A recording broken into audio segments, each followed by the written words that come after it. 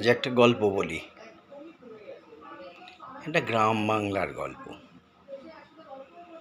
সবাই জানে যাত্রা উৎসবটা গ্রামে খুব আকর্ষণীয়, বিশেষ করে পুজোর সময়।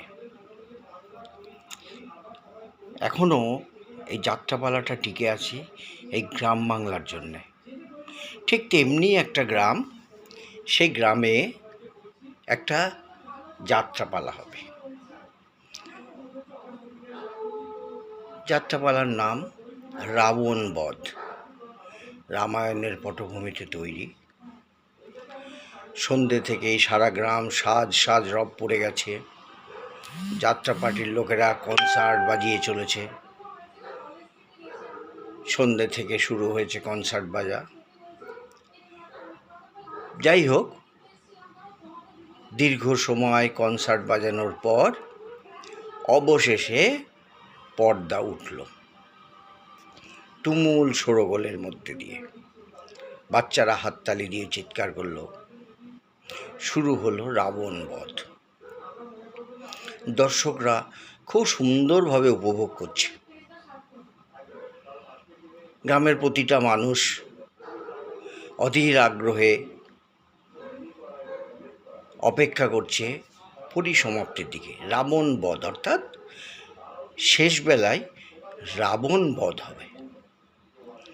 রামচন্দ্র যে গল্পের নায়ক বা যাত্রার নায়ক, তার জয় জয়কার হবে। যাই হোক, মোটামুটি যাত্রা এগিয়ে চলছে। শেষের দিকে একটাই সিন বাকি। তো সিনটা এরকম, একদিক দিয়ে রাম লক্ষ্মণ ঢুকবে, একদিক দিয়ে রাবণ ঢুকবে। তো কিছুক্ষণ বাণ চলাচলের পর রাম তার তুন থেকে বের করবে অগ্নিবাণ ছাড়বে, রাবণের মৃত্যু হবে। শেষ দৃশ্য। তো মোটামুটি শেষের দিকে চলে এসছে। একদিক দিয়ে রাম ঢুকেছে, রাম লক্ষ্মণ ঢুকেছে, আর একদিক দিয়ে ঢুকেছে রাবণ। বাণ চালাচালি চলছে। রাম বলছে এই ছাড়িলাম অরুণ বাণ, রাবণ বলে এই কাটিলাম। লক্ষ্মণ বলে এই ছাড়িলাম বরুণ বাণ, রাবণ বলে এই কাটিলাম। রাবণ যে ছিল, সে অনেক দিন অধিকারীর কাছ থেকে টাকা পয়সা পায় না।